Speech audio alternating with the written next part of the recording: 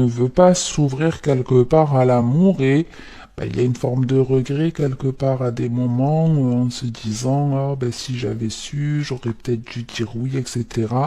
Bref, quand on est parfaitement ancré, qu'on arrive à dire oui et non quand on le souhaite, on est déjà en tout cas dans un bon ancrage, une bonne stabilité et c'est déjà un très bon début pour avoir confiance en vous.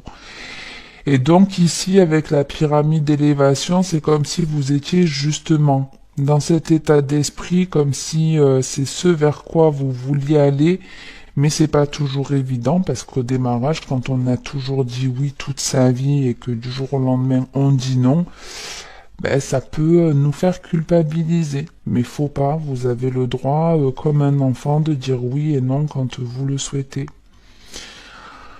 Il peut y avoir un contrat de travail ici. Il peut même y avoir, c'est vrai que j'avais pas fait gaffe, c'est maintenant que je vois la suite de votre dos de deck, mais pour certains ici, il peut y avoir vous changez en fait votre taux vibratoire et vous allez pour certains avoir la capacité, vous avez peut-être votre magnétisme qui va se développer, vous voyez. Si vous avez des capacités ésotériques, il peut y avoir une augmentation.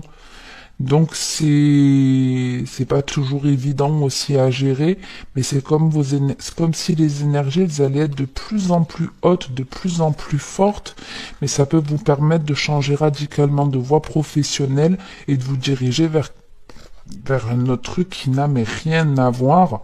Parce qu'ici on peut avoir un contrat qui s'arrête, il y a un contrat de travail, mais il peut ici s'arrêter.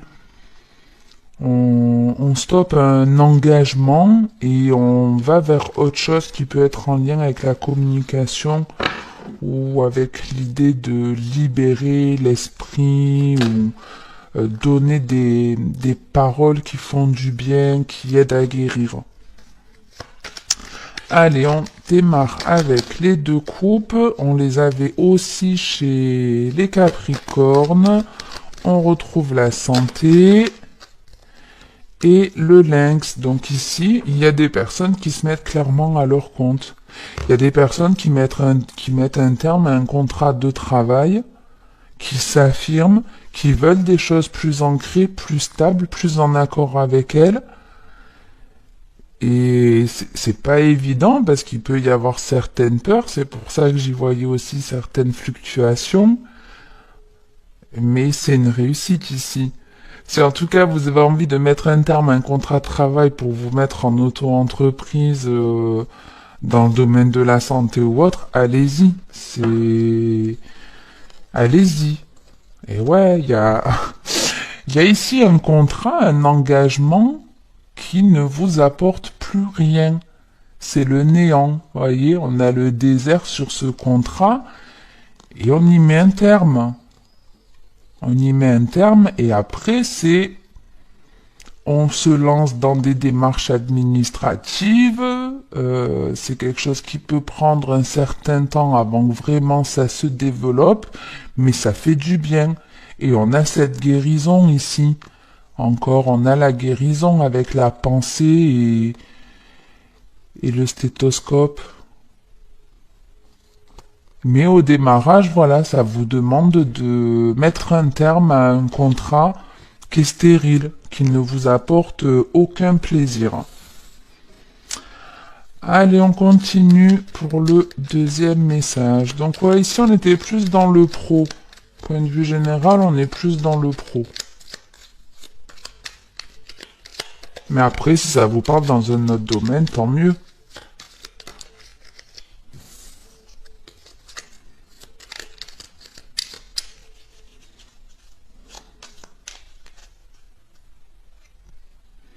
On a le sacrifice et le changement. Donc, est-ce que c'est vous qui êtes toujours dans le sacrifice? Même si vous souhaitez du changement, c'est compliqué quand on se sacrifie tout le temps.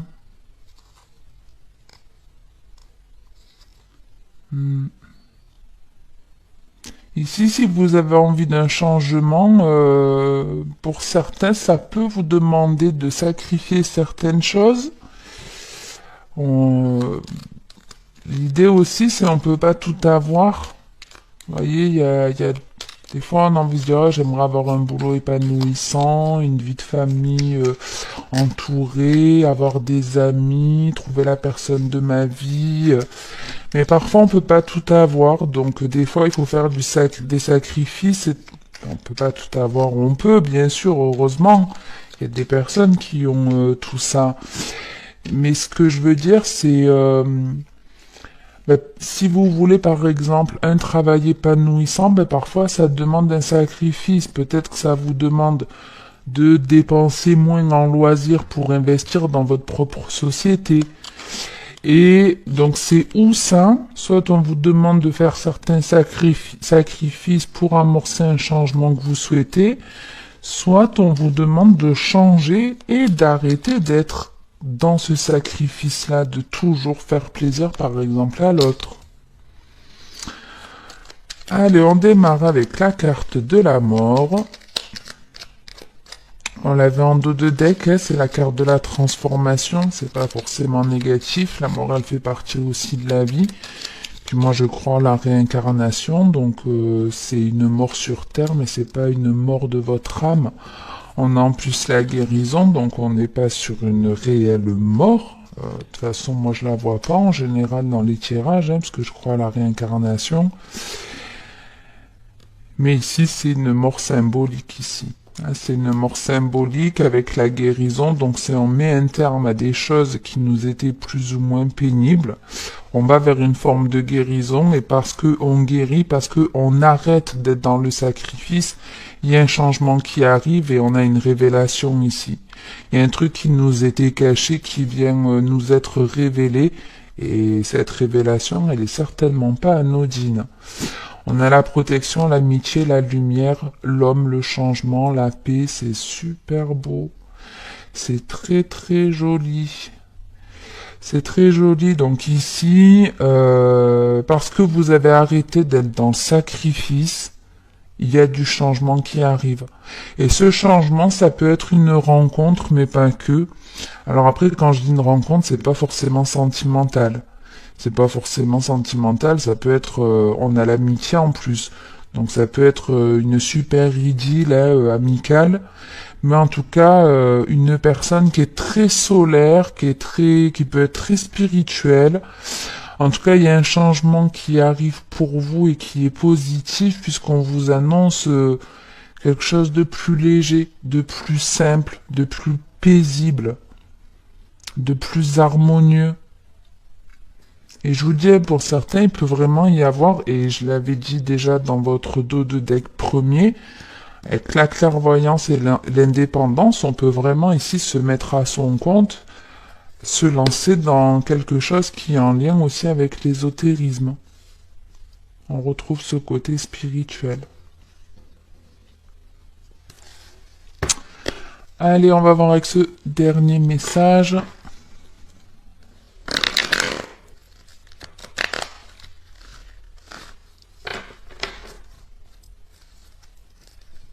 Oula.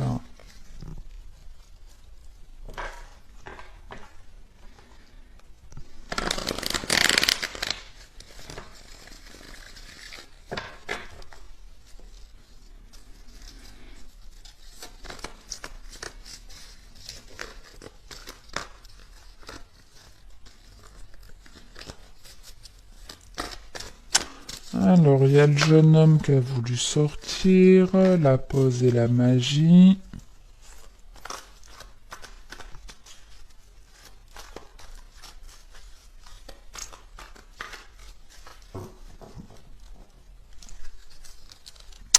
Et on a la fidélité et la guérison.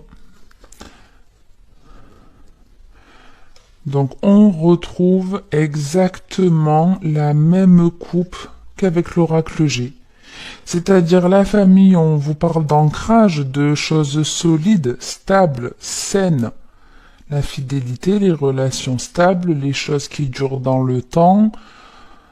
Et avec la guérison, on vous parle de paix, d'équilibre, de guérison. De toute façon, le message est plutôt clair.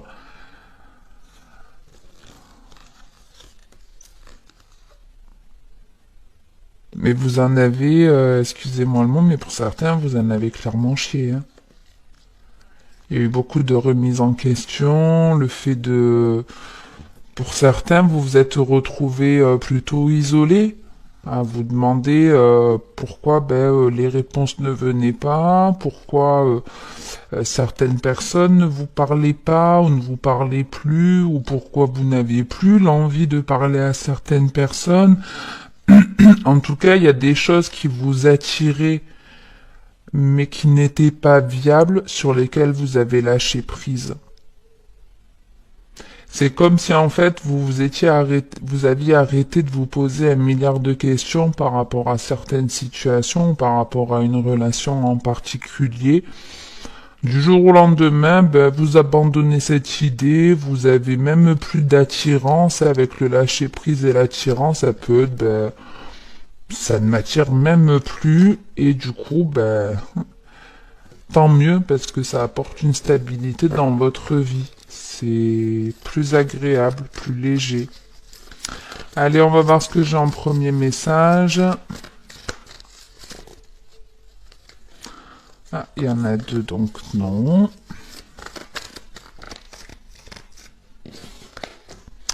On démarre avec de la protection. On l'a ici. Super.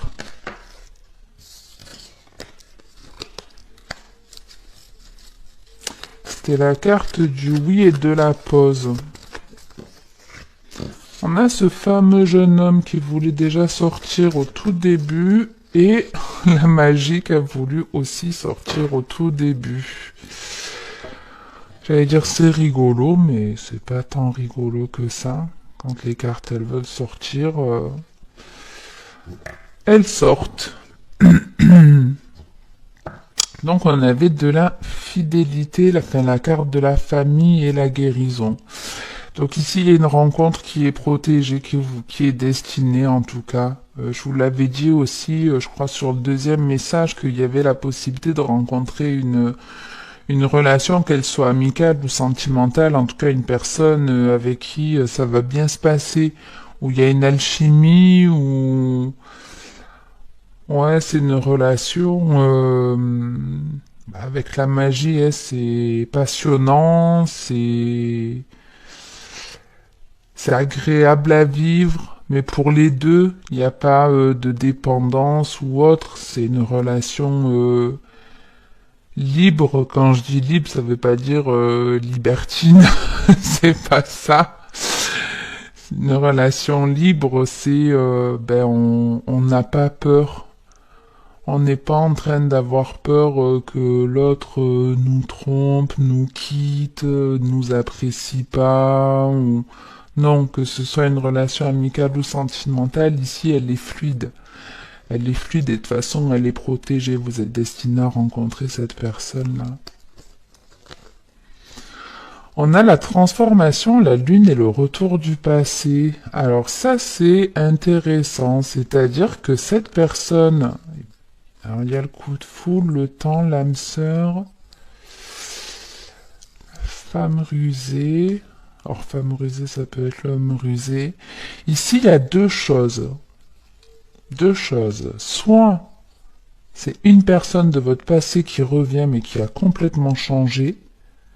Parce qu'on a la carte de la transformation. Et la lune, ça peut représenter aussi la lune, une personne de votre passé et elle est avec le retour de l'ex. Donc on peut vraiment avoir une personne de votre passé qui a changé, qui a évolué, qui revient, et c'est un coup de foudre. Alors quand je dis une personne du passé, c'est pas forcément un ex. Ça peut, mais pas que. Ça peut être quelqu'un que vous avez connu dans votre enfance ou il y a 20 ans en arrière, qui vous a pas convenu pour X ou Y raison, que ce soit amicalement, collègue de travail, amoureux, peu importe. En tout cas, il y a un changement. Cette personne, elle a changé, elle a évolué et elle revient et c'est un coup de foudre entre vous.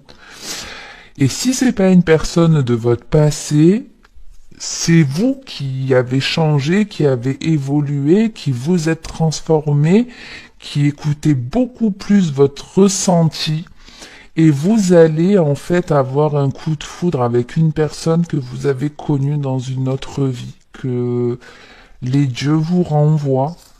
Quelqu'un, quand je dis vous êtes destiné de toute façon à vous rencontrer, c'est ce qu'on appelle des contrats d'âme. Et un contrat d'âme, c'est avant de vous réincarner, vous avez décidé de rencontrer telle et telle personne pour vivre une expérience et en tirer une leçon de vie. Voilà. C'est très souvent ça. On signe un contrat avec plusieurs personnes pour vivre certaines expériences et en tirer des leçons. Et ces choses faites, et là, les gens que vous allez rencontrer, ben, c'est pour vous aider à aller vers votre mission de vie, votre chemin, votre destin, quoi. Ici, on arrête de s'enfermer ici, hein. On avait des personnes qui étaient un peu enfermées. Alors moi, la première, quand on arrive vers la fin de l'hiver, je suis hyper casanière. C'est pas de la dépression, c'est que je me sens bien chez moi, mais dès que les beaux jours arrivent, j'ai envie de sortir. Et ici, j'ai cette idée du désert avec, vous voyez, il y a comme un village dans une boule. Donc je le vois vraiment, on s'est enfermé, on s'est enfermé, mais ici on sort de sa bulle et on s'envole, on va prendre l'air. On va prendre l'air. Ok, ok. Bon, en tout cas, il y a des rencontres magiques dans l'air pour vous, les Verseaux. J'en reste là pour cette vidéo. Je vous dis en tout cas à un de ces quatre. Merci pour votre écoute. N'hésitez pas si la vidéo vous a plu ou aidé à la liker, pardon, ou à la commenter. Je vous souhaite de passer une très bonne journée ou une très bonne soirée. Et puis comme d'habitude, en attendant la prochaine vidéo, prenez soin de vous.